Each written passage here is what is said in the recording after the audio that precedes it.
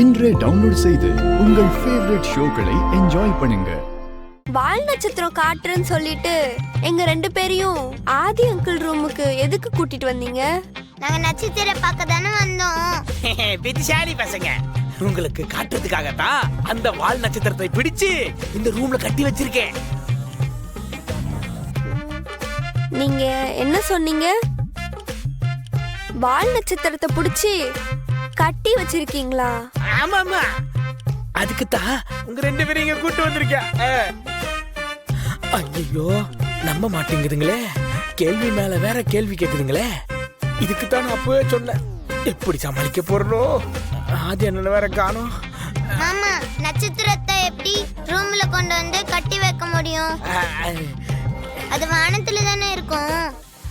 நீங்க போய் ஏன் சொல்றீங்க? நீங்க இப்படி போய் சொன்னா சாமி கண்ணை குத்திடும். ஆமாண்டா, அது ஒண்ணுதான் இன்னும் நடக்கல. உண்மையை சொல்லுங்க, இல்லன்னா நாங்க போயிடுவோம். போகாதடா ராசா, நான் சும்மா சொல்லல, நிஜமாலுமே ஒரு வால் நட்சத்திரத்தை நான் புடிச்சு கட்டி வச்சிருக்கிறேன். கொஞ்சம் வெயிட் பண்ணுங்க, காட்டுறேன். நீங்க போனீங்கன்னா அப்புறம் நான் எடுத்துட்டு போய் திரும்பி அங்க விட்டுருவேன். மாமா, நீங்க பொய் தானே சொல்றீங்க. இப்படி சின்ன குழந்தைங்க கிட்ட பொய் சொல்லலாமா? அக்கா, இந்த மாமாவை நம்பாதக்கா. வாக்கா, நாம போலாம். இனிமேல அவர்கிட்ட பேசவே கூடாது.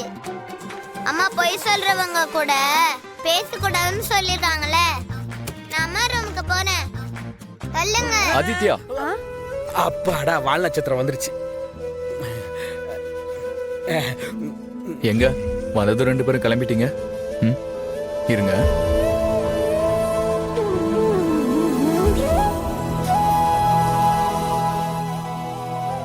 இந்தாங்க, உங்க 2 பேருக்கு பிடிக்குமேனு நான் சாக்லேட் வாங்கிட்டு வந்திருக்கேன்.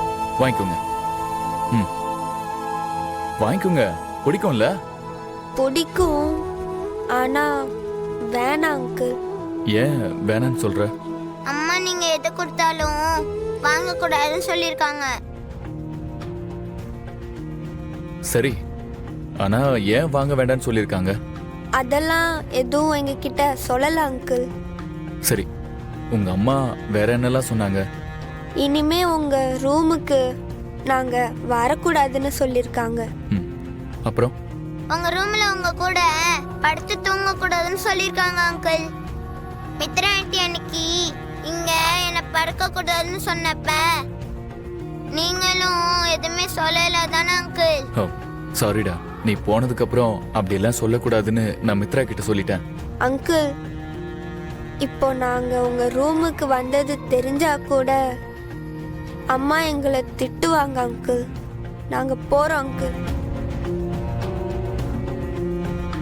ஆதித்யா, வா போலாம்.